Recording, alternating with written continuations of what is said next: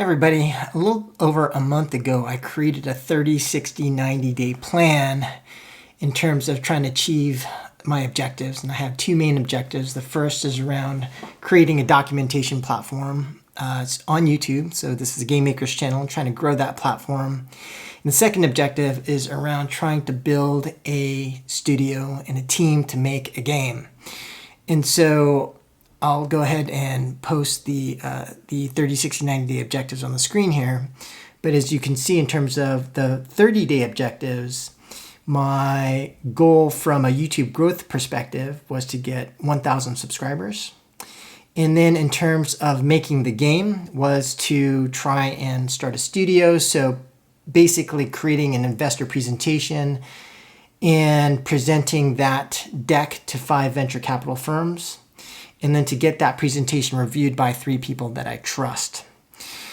And so the objective of the video today is to reflect, see where I am, and then to also go back and think about what have I done in the last 30 days, what mistakes did I make, and how should I pivot now, and how should I adapt moving forward from here given the last 30 days. And so just in terms of how I've done, you can see on the screen that of my goal of achieving 1,000 subscribers, I basically got up to 800 subscribers. Well, it's actually August 12th, so I'm about 5 days past the August 7th deadline, but a little over 800 subscribers. And so I am pretty well short of the 1,000 subscribers. Remember, I did create pretty aggressive objectives, as I mentioned in that last video, and I'll also add a link to the last video that I posted where I did a retrospective and came up with these objectives. But I would give myself a C based on the performance. It just wasn't there. I think getting to 1,000 was definitely very aggressive, but I'm not doing the things required to really accelerate growth in terms of YouTube subscriber growth. And so I think I need to go deeper there and figure out what I'm doing right, what I'm doing wrong, and I need to figure out how to improve that significantly. And so I'll probably research that and do a few videos in terms of how I'm gonna drive YouTube subscriber growth. But so stay tuned for that. In terms of making the game, I do think I did a good job in terms of creating an initial investor presentation and getting it reviewed. So I talked to 3 people, talked to Joachim Akron, who gave me a lot of great feedback, talked to Michael Chang of NCSoft, gave me a lot of great feedback. I also talked to Kai Huang, who I did a video with in terms of the origin story of Guitar Hero, and he gave me some really fantastic advice, which I don't know, maybe I'll make a video about, maybe not, we'll see. But the end result of which, from the feedback, was that I felt like I need to really fundamentally shift gears in terms of the investor presentation and change the story, or to actually create a story, because that's what was missing. I think what was there in terms of the investor presentation was a lot of facts, a lot of kind of management consulting stuff, a lot of information, but not really a story to sell to investors. And so that's what I needed to change. And so given that I only presented to one venture capital firm, which was Initial Capital, and I held off, and I'm actually holding off until I kind of figure this out. And so unfortunately, given the performance there, only 1 out of 5, I definitely have to give myself an F. But I would say the good news is that at least I didn't go to all the investors with a bad investor presentation, which would have been a worse result. And so while I got an F there in terms of reaching out to investors and presenting, I do think that more importantly, I was able to stop before presenting a story which isn't or isn't as compelling as I could get it to be. And in terms of just a retrospective over the last 30 days, I want to follow the same framework in terms of what have I done, what mistakes I made, and what should I do moving forward. So in terms of what have I done, well, the first thing is that I have cut down on projects and commitments. There were a lot of opportunities that came up. people wanted to fly me out to New York, pay me like $500 an hour for consulting, things like that. I just turned all that stuff down.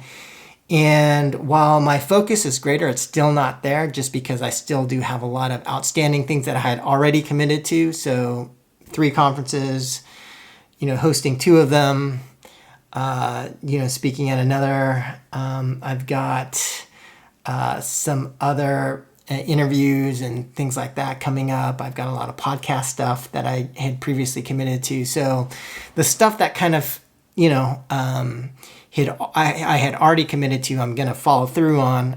But so it's not as great as in terms of focus that I want to be, but it's better than before. And as time progresses, I think it's going to get better and I will have more free time.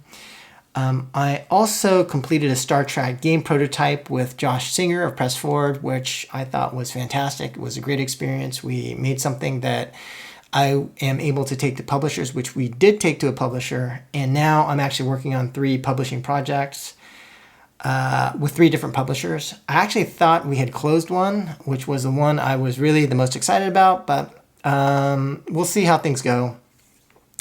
But we are talking to 3 different publishers, and we'll see which one we can close. And after we close one, it's not like I'm gonna be pitching 3 publishers and we'll be working on 3 projects.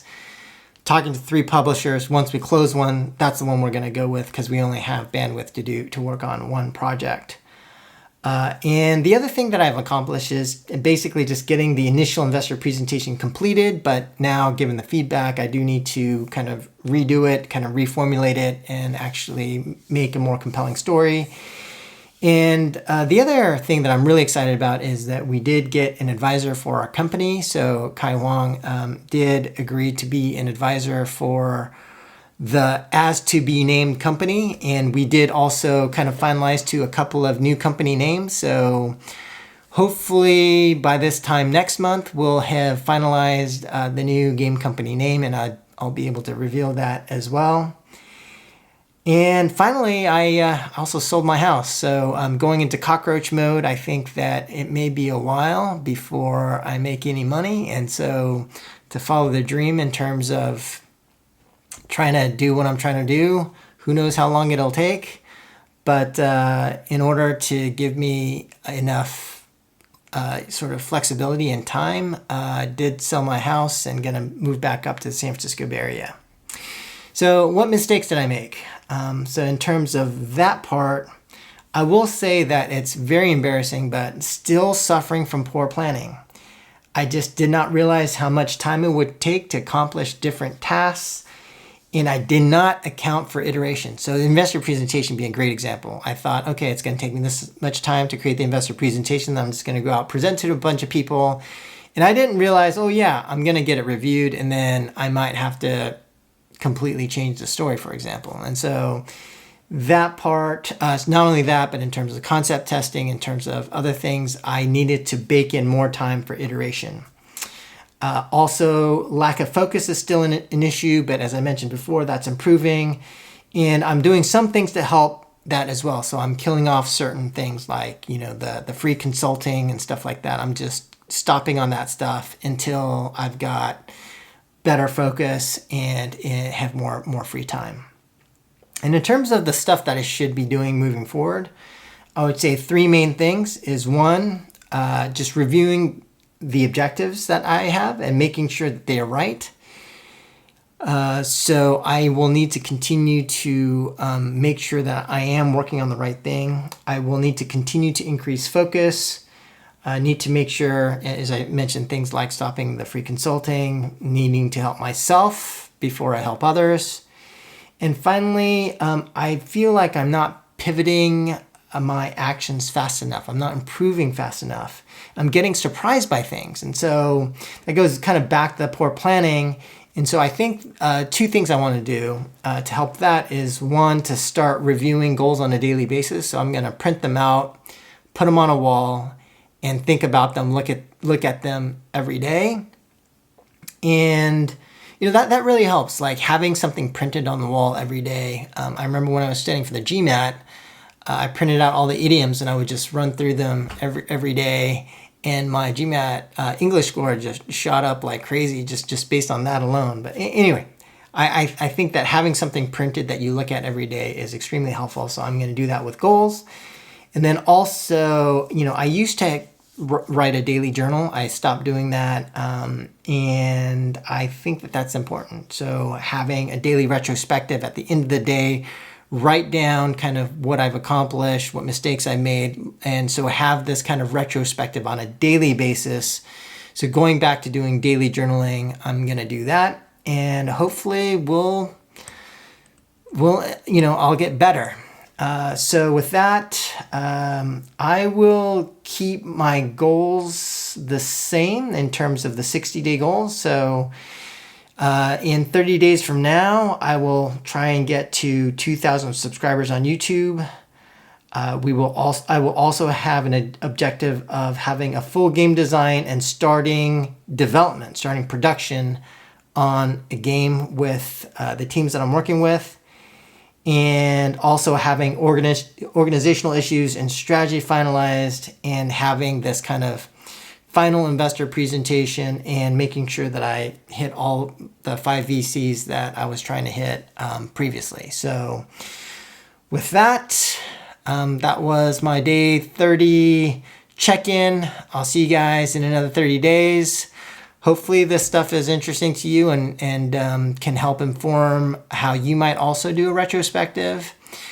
But yeah, let me know what you think. Useful, not useful? What do you do? Please comment below. And again, I'll see you in 30 days. Thanks. Bye.